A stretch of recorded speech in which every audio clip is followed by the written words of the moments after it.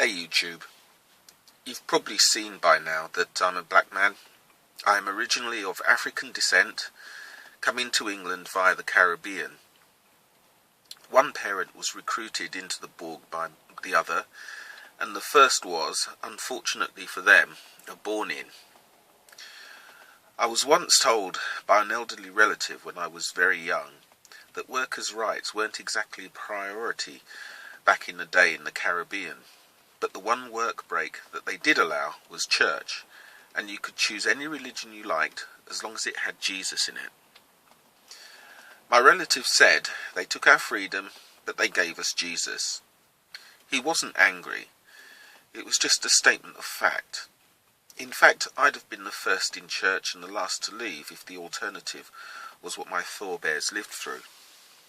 But that's all gone now. When the Jehovah's Witness cult first made it to the Caribbean, the authorities supported it. They didn't join, mind, but they supported it for the workers. It was right on point. Be obedient, don't challenge authority, don't educate yourself. Life is not for pleasure, but for service. Don't ask questions, don't vote, your opinion doesn't matter. The authorities supported it because it was right on point, and it was something else to keep the ignorant busy and divided.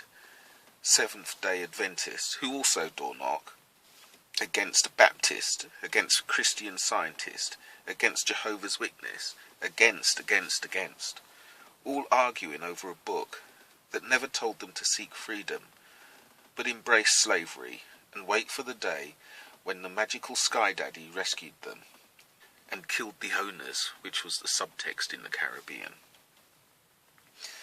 The book reinforced the rights of the business owner to beat their workers and treat them like animals, whilst giving the workers patience to put up with it. In fact, it made submission praiseworthy. Although they gave the workers Jesus back then, they didn't allow the workers to read the book in which Jesus featured. If those slaves had read the book, they might have been disappointed. God didn't promise to punish the owners. In fact, the book promised more of the same, but in more comfortable surroundings. If they could have read the book, instead of just being told what was in it, they'd have seen the words of God himself.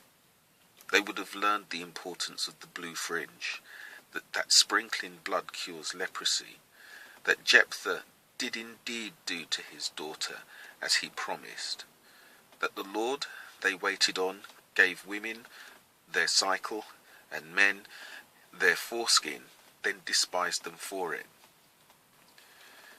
They would have learnt how God ordered a person to eat bread baked with human excrement. Those workers would have learnt that showing pregnant animals stripy sticks created stripy animals, and that they would have learnt how little God values human life, let alone human freedom and dignity of the individual. Those workers might have seen the advantage to the owners if they had been allowed to read the book. Maybe they would have been less patient and less generous to the church. Maybe they would have taken control of their own lives. My old relative also noticed how some workers avoided labour by pretending to be close to God or an organisation claiming intimate knowledge of God. He told me how it would usually go. Apparently every now and then a smooth talker would claim special status with God and demand to be kept in comfort by the workers that he rose out of.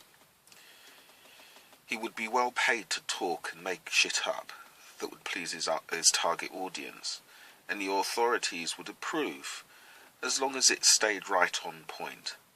But they wouldn't join, mind. And the hypocrisy was appalling. Those that strayed off point, however, would be horribly dealt with. The authorities just made sure that people were mentally and emotionally shackled when real shackles were no longer legal. After all, mental shackles are more effective than physical ones, asked the circus elephant. Another thing that caught my attention was my old relative's observation that the poorest and the least free beat their children mercilessly and treated them awfully. He said it was old slave behaviour, meant to protect the children by beating independent thinking and ambition out of the child, because free thinking and any form of independence would be severely punished by the owners. It was better the child stay alive, even if its thinking was limited, rather than have a free-minded child culled by the owners. He told me that he'd once overheard the owners talking together over a meal, looking out on the Caribbean Sea. The sun was setting, it was calm and still, and they'd been enjoying the rum and were a bit less careful because of that. They were laughing at the irony of undereducated, underpaid, superstitious, ignorant people giving money they couldn't afford to be told stories that peddled dreams and stopped them solving their problems themselves. Rather than fix their problems, the workers squabbled over petty details in a book and left the owners to their heaven.